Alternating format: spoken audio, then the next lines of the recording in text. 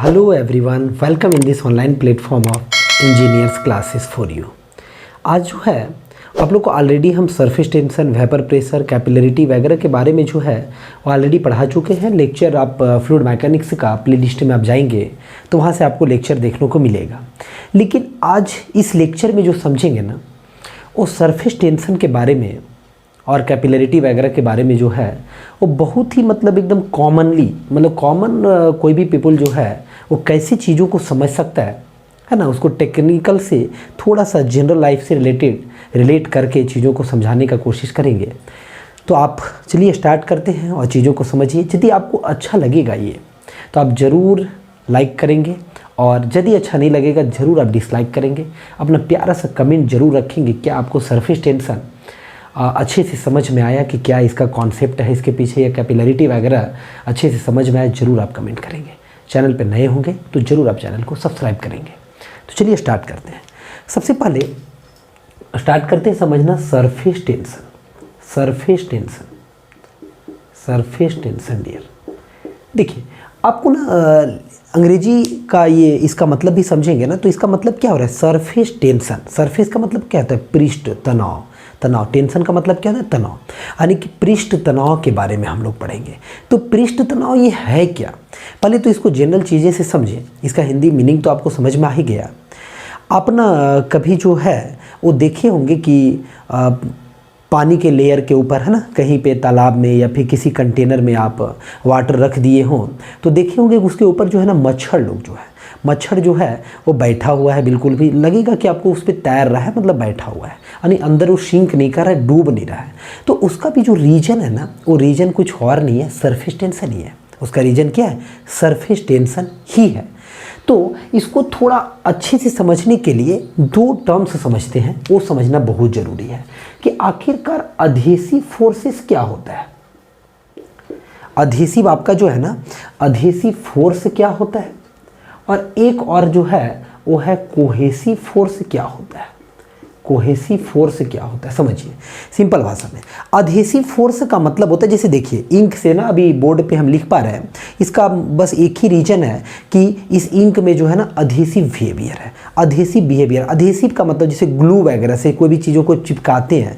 क्यों ऐसा हो पाता है, क्योंकि अधेसिव बिहेवियर है, इसीलिए ऐसा पॉसिबल हो पाता है। अधेसिव का मतलब है कि ये अपना एरिया को जो है ना वो इंक्रीज करना चाहेगा, अपना एरिया को रिड्यूस नहीं करना चाहेगा। बिहेवियर मॉलिक्यूल्स में जो रहेगा तो अपना एरिया को इंक्रीज करना चाहेगा। जैसे कभी आप ना देखे होंगे वाटर का ड्रॉपलेट्स आपके टी शर्ट पे, शर्ट पे यदि आ गया हो, गिर गया हो तो आप देखिएगा कि वो फैलने लगता है। क्यों, क्योंकि उसमें ऐसा बिहेवियर होता है। अधेसिव क्या बिहेवियर होता है, मतलब अपने सरफेस एरिया को आप वो एक्सपैंड करना चाहता है ना, एक्सपैंड करना चाहता है। तो अधेसिव का मतलब चीज़ों को समझिएगा। अधेसिव फोर्स का मतलब जो होता है ना, ये आपका डिसिमिलर मॉलिक्यूल्स के बीच में होता है। Forces of attraction between dissimilar molecules, forces of attraction है ना, forces of attraction between dissimilar molecules. Forces of attraction किसके बीच में मेरे प्यारे दोस्तों, तो डिसिमिलर मॉलिक्यूल्स के बीच में। लेकिन उसका ये रिवर्स कोहेसिव जो होता है ना, वो होता है forces of attraction between similar molecules. चीज़ों को समझिएगा, एक है डिसिमिलर और एक है सिमिलर मॉलिक्यूल्स। जब सिमिलर मॉलिक्यूल्स के बीच में फोर्सेस ऑफ अट्रैक्शन होगा तो क्या करना चाहिएगा, जैसे देखिए वाटर का आप ना ड्रॉपलेट्स देखे होंगे, कहीं पे भी वाटर का इस तरीके से ड्रॉपलेट्स देखे होंगे आप, है ना, ये वाटर ड्रॉपलेट्स है। तो वाटर ड्रॉपलेट्स जो है उसका रीजन क्या है, तो ये वाटर ड्रॉपलेट से क्या हुआ, तो इसके बीच में आप यदि देखेंगे तो वाटर के ही मॉलिक्यूल से एक दूसरे को अट्रैक्ट करके रखे, एक दूसरे को बांध करके रखे। बॉन्डिंग जो है ना वो वाटर के अपने मॉलिक्यूल्स के बीच में, जब अपने मॉलिक्यूल्स के बीच में ही होगा तो वो अपना सरफेस एरिया को क्या करना चाहेगा, छोटा करना चाहेगा, स्मॉल करना चाहेगा, मतलब जितना से जितना छोटा। जैसे देखे होंगे आप कभी सीलिंग वगैरह से, है ना, ये सीलिंग है तो सीलिंग से आप देखे होंगे कि सीलिंग में इस तरीके से ना बरसात के दिनों में इस तरह से ड्रॉपलेट्स आपको चिपका हुआ दिखेगा। दिखेगा ना, इस तरीके से ड्रॉपलेट्स वाटर का चिपका हुआ दिखेगा। तो ये क्यों होता है? क्योंकि एडहेसिव बिहेवियर की वजह से क्या होता है कि सिमिलर मॉलिक्यूल्स के बीच में, जब सिमिलर मॉलिक्यूल्स के बीच में होगा तो अपने ही मॉलिक्यूल्स के बीच में होगा ना, तो एरिया को कम करना चाहेगा। लेकिन वही किसी सरफेस पे आप वाटर को गिरा दीजिए तो देखिए क्या होगा, ये इस तरीके से ना फैलने लगेगा, क्योंकि ये फैलने लगेगा। मतलब यहाँ पे क्या हो रहा है, तो यहाँ पे बिहेवियर इसका शो कर रहा है, अधेसन का बिहेवियर शो कर रहा है। ये वाटर के मॉलिक्यूल से जो है ना अधेसन का बिहेवियर शो कर रहा है। लेकिन जब ड्रॉप में वो है तो कोहेसिव बिहेवियर उसमें ज़्यादा है। यानी कोई पूछे कि ड्रॉपलेट्स में जब वाटर के मॉलिक्यूल्स, इसका मतलब उसमें अधेसिव ज़्यादा है या कोहेसिव ज़्यादा है, तो आपको बोलना है इस कंडीशन में कोहेसिव बिहेवियर ज़्यादा है, कोहेसिव फोर्सेज ज़्यादा है as compared to adhesive forces. और इस कंडीशन में जब आप किसी सरफेस पे रखे और वो फैल गया, बिल्कुल भी पूरा चिपक गया जा करके अपने सराउंडिंग, मतलब यानी कि अलग मॉलिक्यूल, डिसिमिलर का मतलब हुआ सरफेस जिस मटेरियल का बना होगा उसका भी एटम मॉलिक्यूल्स होगा और वाटर के मॉलिक्यूल्स, यानी दोनों एक दूसरे के साथ चिपक गए, दोनों एक दूसरे के साथ मतलब चिपक गए, है ना, यही बात अनएडहेसिव फोर्सेस आप बोलेंगे। तो जब ड्रॉपलेट्स में हो रहा है, ड्रॉपलेट्स का रीजन क्या है, तो ड्रॉपलेट्स का रीजन है कोहेसिव फोर्स ही रीजन है जनरली, क्योंकि सिमिलर मॉलिक्यूल्स के बीच में होगा तो अपना सरफेस एरिया को क्या करना चाहेगा, छोटा, और छोटा करेगा तो ड्रॉप में कन्वर्ट हो जाएगा, मतलब स्फेरिकल शेप में कन्वर्ट हो जाएगा। तो खैर ये आपको कोहेसिव और अधेसिव फोर्सेस से रिलेटेड कुछ बातें था जिसके बारे में आपको बतलाए यहाँ पे। अब ये चीज़ें यदि आप समझ गए ना तो सरफेस टेंशन जो है वो समझना थोड़ा सा आसान हो जाएगा, क्योंकि सब एक दूसरे से रिलेटेड चीज़ें हैं। देखिए आपको बताते हैं कि ये क्या होता है सरफेस टेंशन। तो सरफेस टेंशन का मतलब तो आप समझ गए, पृष्ठ तनाव होता है। सरफेस टेंशन मतलब क्या, पृष्ठ तनाव।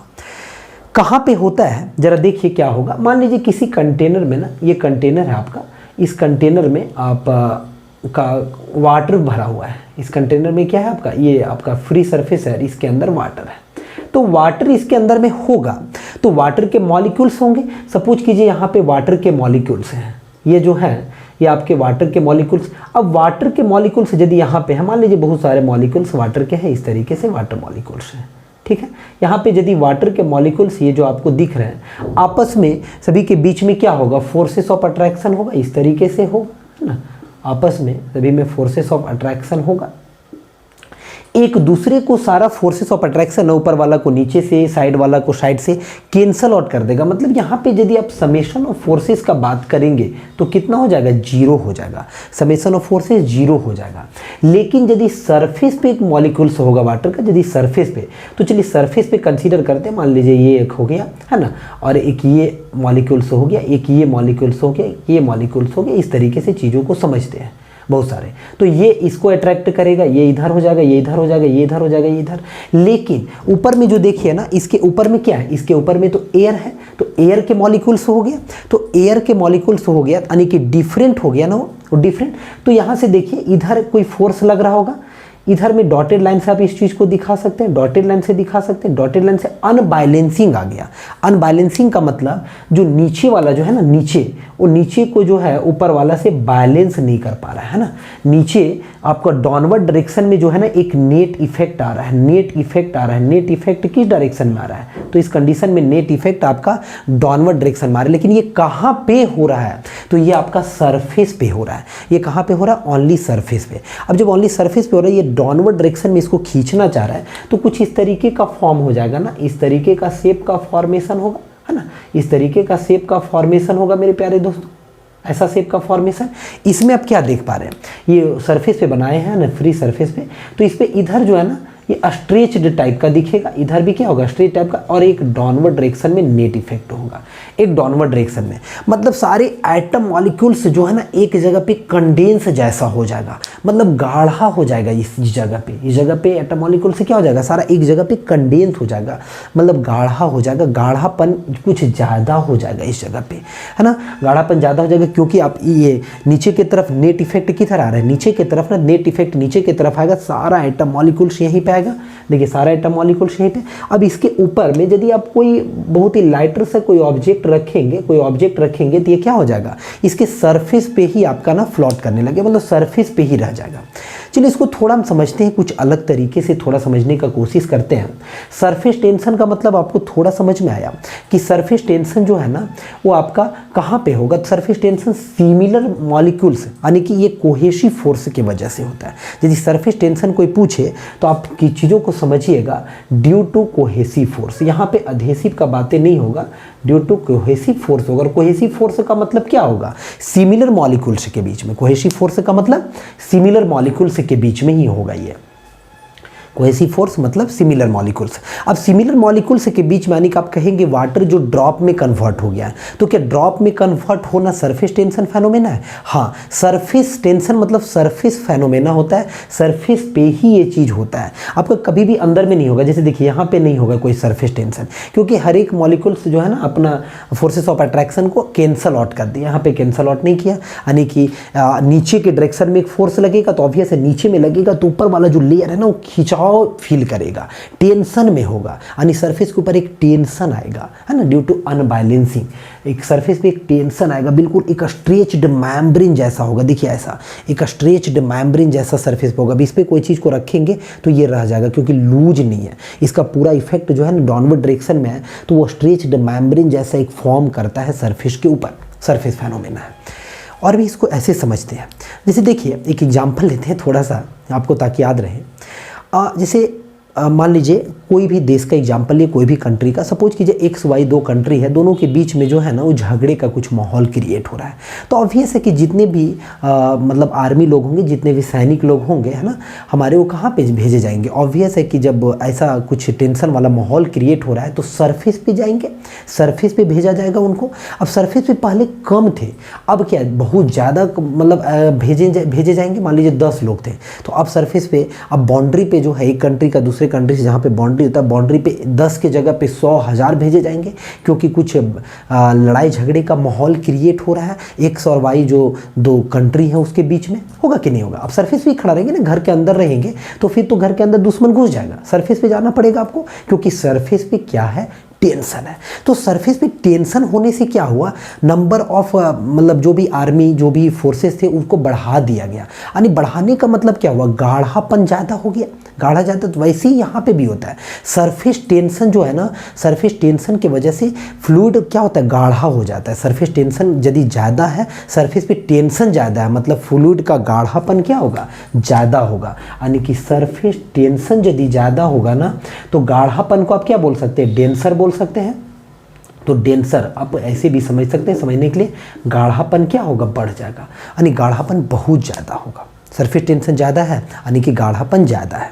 सरफेस टेंशन कम हो गया यानी कि गाढ़ापन यदि कम हो गया तो सरफेस टेंशन कम हो जाएगा। ऐसे समझिए, गाढ़ापन ज़्यादा हो गया तो सरफेस टेंशन, मतलब सरफेस पे टेंशन ज़्यादा है। ऑब्वियस है सैनिक लोग ज़्यादा अमाउंट में कब गए थे, जब टेंशन ज़्यादा था। नहीं, टेंशन ज़्यादा तो गाढ़ापन ज़्यादा एटम मॉलिक्यूल समझिए, सारे सैनिक को एटम मॉलिक्यूल समझिए। तो मॉलिक्यूल्स एक जगह पे मतलब ज़्यादा अमाउंट में भेजे गए हैं, क्योंकि टेंशन वहाँ पे क्या हो गया, बढ़ गया। खैर एक इस एग्जाम्पल से भी आप चीज़ों को समझ गए हैं। और भी कुछ बातें समझिए, जैसे कि देखिए सरफेस टेंशन जो होता है ना वो आपका सरफेस पे होता है, क्योंकि सरफेस फेनोमेना, इतना बात तो समझ में आया आपको। अब इसकी वजह से जो भी आपका ड्रॉपलेट्स वगैरह है ना, इसी का कहानी है कि सरफेस टेंशन की वजह से ही ड्रॉपलेट्स वगैरह, ड्रॉप का फॉर्मेशन होता है। और भी देखिए कहानी में क्या होता है, यदि कभी जो है ना कभी भी आप टेम्परेचर का बात करेंगे और सरफेस टेंशन का रिलेशन का बात करेंगे ना, तो सरफेस टेंशन जो होता है, सरफेस टेंशन वो इन्वर्सली प्रोपोर्शनल होता है टेम्परेचर का। सरफेस टेंशन किसका इन्वर्सली प्रोपोर्शनल, टेम्परेचर। देखिए क्यों ऐसा इन्वर्सली, क्योंकि आप सोचिए कि यदि आप टेम्परेचर बढ़ाएंगे तो टेम्परेचर बढ़ाने से क्या होगा, मॉलिक्यूल्स अपना बॉन्ड को लूज करेगा, है ना, बॉन्ड लूज करेगा ना, डिस्टेंस में होगा। क्योंकि टेम्परेचर बढ़ाने से क्या होगा, एटम मॉलिक्यूल्स जो क्लोज थे, क्लोजली पैक्ड थे, वो यानी गाढ़ापन ज़्यादा था, तो वो क्या होगा, लूज हो जाएगा, यानी बॉन्डिंग लूज होगा। क्योंकि एटम मॉलिक्यूल्स क्या होने लगेंगे, फैलने लगेंगे, है ना। एटम मॉलिक्यूल्स अपनी जगह से थोड़ा फैलना स्टार्ट करेंगे, गाढ़ापन कम हो जाएगा मेरे प्यारे दोस्तों। गाढ़ापन क्या हो जाएगा, कम हो जाएगा। तो खैर यहाँ से आपको समझ में आ रहा है कि सरफेस टेंशन जो है वो इन्वर्सली प्रोपोर्शनल है। किसका इन्वर्सली प्रोपोर्शनल है, तो सरफेस सरफेस टेंशन टेम्परेचर के इन्वर्सली प्रोपोर्शनल। यदि टेम्परेचर को हम बढ़ा देंगे तो सरफेस टेंशन का वैल्यू क्या हो जाएगा, घट जाएगा। इसको समझने के लिए गर्म पानी बीकर में लीजिए और एक में ठंडा लीजिए। उसमें आपको ना गर्म जो पानी रहेगा उसमें चीनी का कुछ मतलब पार्टिकल्स को उसमें ये कीजिए, तो चीनी पार्टिकल्स को आप देखिएगा ना कि वो अंदर चला जाएगा, सिंक कर जाएगा, क्योंकि सरफेस टेंशन कम है, सरफेस पे टेंशन नहीं है। टेंशन होने से क्या होता है, जैसे मच्छर लोग का तैरना, अब छोटे मोटे कोई भी मान लीजिए सेविंग ब्लेड होगा, सेविंग ब्लेड को आप स्लोली यदि उस पर रखेंगे तो ऐसे ही तैरता रह जाएगा। क्यों तैरता रहता है, क्योंकि सरफेस पे पृष्ठ तनाव है, सरफेस टेंशन है, फ्लूइड गाढ़ा है ना। सरफेस टेंशन ज़्यादा मतलब फ्लूइड का गाढ़ापन वहाँ पे ज़्यादा होगा, तो ऑब्वियस एक चादर जैसा बिछा हुआ दिखेगा, तो उसकी वजह से डूबने नहीं देगा, है ना। लेकिन वही गर्म कर देंगे ना तो वो लूज हो जाएगा, बॉन्डिंग लूज हो जाएगा, गाढ़ापन कम हो जाएगा, तो उस कंडीशन में अब जब चीनी उसमें डुबाएंगे तो डूब जाएगा। लेकिन वो ठंडा पानी रहेगा तो वो ऊपर ही तैरता रहेगा, धीरे धीरे डूबेगा, है ना, धीरे धीरे जाकर के मतलब स्लोली मतलब अंदर सिंक करेगा जो भी चीनी के पार्टिकल्स होंगे। तो ये कुछ इन्फॉर्मेशन था जो कि सरफेस टेंशन से रिलेटेड था, जो कि बेसिक सा बातें होता है और स्टूडेंट को जो है समझने में प्रॉब्लम होता रहता है कि क्या है नहीं है, ये किस तरीके का बातें हो रहा है ऐसा। और भी एक बातें समझिएगा कि जैसे कि आप ना देखे होंगे सॉप बबल वगैरह देखे होंगे, तो एक छोटा सॉप बबल भी, बड़ा सॉप बबल भी। बड़ा वाला जो होगा ना वो बहुत जल्दी से फूट जाएगा, और छोटा वाला क्या होगा, बहुत देर तक टिका हुआ रहता है। उसका भी रीज़न क्या है कि जो आपका छोटा वाला जो होता है ना, देखिए कुछ रिलेशन है एक्चुअली में, मेरा प्रीवियस लेक्चर में ऑलरेडी अपलोडेड है डिटेल में डिराइव करके, कि यदि सॉप बबल के लिए बातें करें ना तो प्रेशर, इंटरनल प्रेशर का जो वैल्यू होता है P = वो होता है 8 σ/d। यहाँ से आपको दिख रहा है कि P जो है इन्वर्सली प्रोपोर्शनल डायमीटर का, P इंटरनल प्रेशर होता है मेरे प्यारे दोस्तों, P इंटरनल प्रेशर होगा। अब यहाँ पे देखिए यदि डायमीटर आप बढ़ा देंगे तो इंटरनल प्रेशर कम जाएगा। बढ़ना मतलब क्या, बड़ा ड्रॉपलेट्स होगा, ये बड़ा होगा। अब इंटरनल प्रेशर कम हो जाएगा तो एक्सटर्नल प्रेशर की वजह से क्या हो जाएगा, फूट जाएगा। और यदि डायमीटर कम होगा तो इंटरनली प्रेशर ज़्यादा होगा, अंदर से प्रेशर ज़्यादा लगेगा, तो फूटने का चांसेस क्या होगा, कम होगा। और भी देखिए यहाँ से एक चीज़ को और समझ सकते हैं कि डायमीटर जो है डायरेक्टली प्रोपोर्शनल है। किसका डायरेक्टली प्रोपोर्शनल होगा, डायमीटर सरफेस टेंशन का भी डायरेक्टली प्रोपोर्शनल होगा। डायमीटर जो होगा सरफेस टेंशन का क्या होगा, डायरेक्टली प्रोपोर्शनल होगा। ये भी कह सकते हैं कि यहाँ पे हम इंटरनल प्रेशर और डायमीटर से रिलेटेड रिलेशन बता करके आपको बतलाए हैं। उम्मीद है कि आपको सरफेस टेंशन से रिलेटेड, अब ये सरफेस टेंशन का जो कहानी है ना, ये कहानी को हम आगे बढ़ाएंगे। नेक्स्ट लेक्चर में आपको बताएंगे कैपिलरी राइज और कैपिलरी फॉल के बारे में बताएंगे। वहाँ पे आपको सरफेस टेंशन समझना जरूरी होगा, एडहेसिव और कोहेसिव के बारे में बहुत ज़रूरी होगा समझना, क्योंकि जिसमें भी आपका चिपकने का बिहेवियर होगा वो क्या होगा, फैल करके जा करके चिपकना चाहेगा, और जिसमें आपका किसका बिहेवियर होगा, कोहेसिव का बिहेवियर होगा, वो अपना एरिया को कम करना चाहेगा, क्योंकि कोहेसिव का बिहेवियर मतलब दूसरे में चिपकने का बिहेवियर उसमें कम है। मिलते हैं नेक्स्ट लेक्चर में और समझते हैं कि क्या होता है कैपिलरी राइज और कैपिलरी फॉल। उम्मीद है कि ये वाला जो आपको सरफेस टेंशन से रिलेटेड है लेक्चर, ये समझ में आया होगा। आप जरूर चैनल पे नए होंगे सब्सक्राइब कर दीजिए, कमेंट बॉक्स में अपना प्यारा सा कमेंट जरूर रखें। Thank you for watching.